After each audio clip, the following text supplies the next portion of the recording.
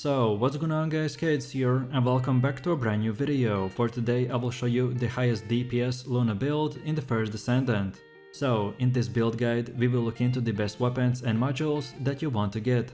Then I will explain every single skill and show you the best reactor and external components. And then lastly we will take a closer look at the gameplay and weapon mods, so you would know the reason behind every single build choice and what exactly will give us insane damage and much more. So, if this sounds interesting to you, then let's get right into it. So then moving over to the Luna DPS build, and unlike other support characters, she has really good base stats. So by using one specific module, we will be able to completely transform her and make her even more powerful. A lot of players like Luna because she is the best support with insane buffs that in group play can actually give the rest of your group more DPS rather than just having another DPS player. So then with that said, now let's take a look at our modules. And for the first one, we have the Noise Surge, which transforms all of our Luna skills to combat skills. And when we perform the notes in the rhythm, it will unleash a powerful AoE attack.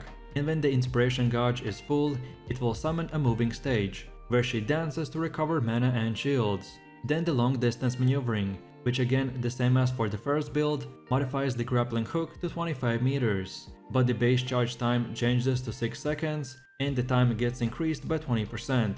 This will also increase your max module capacity. Then the Emergency Measures, which increases skill critical hit rate by 16% and skill critical hit damage by 7%. Then Skill Concentration, which increases skill critical hit damage by 14%. Then Focus on Singular, that increases singular skill power modifier by 17% and reduces skill cooldowns by 6%. Then Increased HP, that increases max HP by 22%. Then Maximize Skill, which increases skill power by 22% and skill cooldowns by 13%. And finally the Maximize Power, for the same 25% skill power increase and skill cooldowns by 13%. So by us using the Noise Surge, we will completely change the Luna from support to a damage dealer. And as long as you use this one simple module, then you can either way focus on making your skills as powerful as possible, or perhaps becoming a bit more tankier. Then next up, let's take a look at the best weapons and mods that we should use. So for the first one, we have the Thunder Cage Submachine Gun. This is currently the #1 meta weapon that doesn't need any introductions, but basically we will get up to 700k damage. And I've seen even my other friends using the exact setup, but having everything upgraded to the max and getting 800 or even 900k DPS. So then, the way you get this insane weapon is by first of all reaching Mastery Rank 1, then obtaining the Thunder Cage Blueprint, Thunder Cage Nanotube, Thunder Cage Polymer Synxium, and the Thunder Cage Synthetic Fiber from various battlefield missions across the sterile land. And then afterwards, take those 4 Thunder Cage materials to the Anais in Albion and pay 100k to start the research. And then when you get it, for mods we wanna go with the Rifling Reinforcement, that increases our 80k by 12%. Then Action and Reaction, which increases 80k by 15% but increases recoil by 5%. Then Weak Point Insight, that increases weak point damage by 5% and critical hit rate by 1%. Then Better Insight, that increases critical hit rate by 10%. Then Consume Magazine, that increases reload time modifier by 6% and weak point damage by 2%. Then Better Concentration, that increases critical hit damage by 9%. Then Fire Rate Concentration, that increases fire rate by 8% and critical hit damage by 3.5%. Then Concentration Priority, or 8% critical hit damage increase, but your reload time modifier gets decreased by 8%.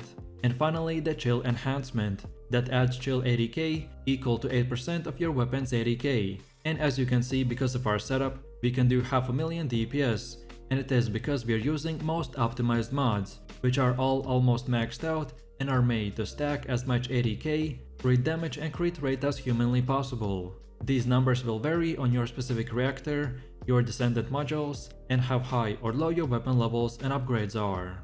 And then for the second weapon, we have the Nazester's Devotion, and the way you get it is again by crafting it. And you must have 1 Nazester's Devotion Polymer Synxium, 1 Synthetic Fiber, 1 Nano, and 1 Blueprint. And all of them you can farm either way in Vespers, in Timberfall, and in the Ancient Tree mission. This weapon is very easy to get, so if you're level 40 by now, most of you should have it at least in your inventory. And then when you got it, for mods we wanna go with the action and reaction. That increases ADK by 15% and recoil by 5%. Then bullet rain, that increases fire rate by 8% and ADK by 1%. Then rifling reinforcement, that increases ADK by 12%. Then weak point sight, that increases weak point damage by 10%, but reduces accuracy by -5%. Then better concentration, that increases critical hit damage by 9%. Then target detection, that increases critical hit damage by 5% and weak point damage by 2%. Then aiming compensation, for 8% accuracy and 5% critical hit damage. Then weak point detection, that increases weak point damage by 5% and ADK by 1%. Then weak point expansion, that on weak point hit will increase your weak point damage by 35%. And finally the better insight, for 10% critical hit rate.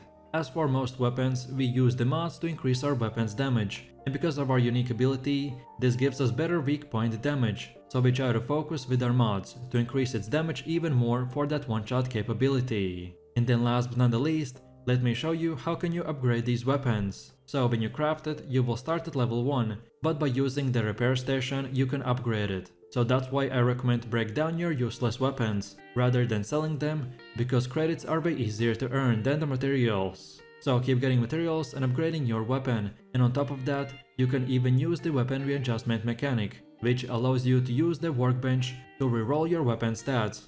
And the stats that we want to get are crit damage, crit rate, ADK increase and weak point damage. And finally, the last third way to improve our weapon is by leveling up our unique ability. So unlike the other mechanics, we won't have to get a crafting material, but actually, the way to enhance it is by crafting a duplicate. Then take that one level gun duplicate to the workbench and sacrifice it to upgrade your unique ability to a stronger version, and it's that simple. Then next up, let's go over to the base reactor and external components. So your reactor is very important item that determines your skill damage and can also include extra modifiers that buff certain aspects of your build. I recommend prioritizing using reactor with the highest skill power and a sub-attack power.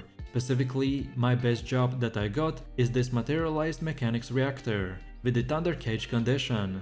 And then as for your external components, they're even more of an RNG, at least until you've played the game for long enough to find every single possible combination with a good stat roll. So for our build specifically, I recommend to get the Annihilation Auxiliary Power that increases our max HP and defenses. And because we're using all 4 set pieces, so we get 6% skill duration, and our weapon's ADK increases depending on your max HP lost. Then next up we have the Annihilation Sensor for defenses and shield recovery. Then Annihilation Memory for increased max shields and HP. And lastly, the Annihilation Processor for even more max HP.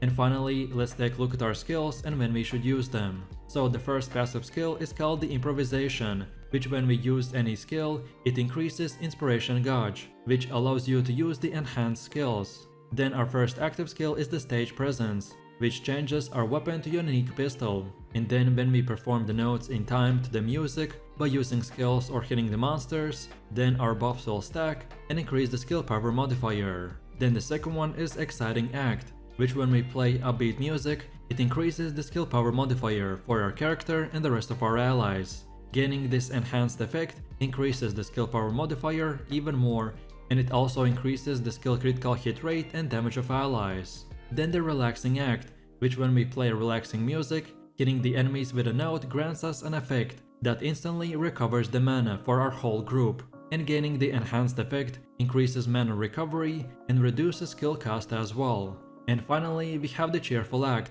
which when we play delightful music, hitting the enemy with a note increases Inspiration Gauge and decreases the skill cooldowns of allies. Gaining the enhanced effect increases the Inspiration Gauge even more and immediately resets the cooldowns of all allies.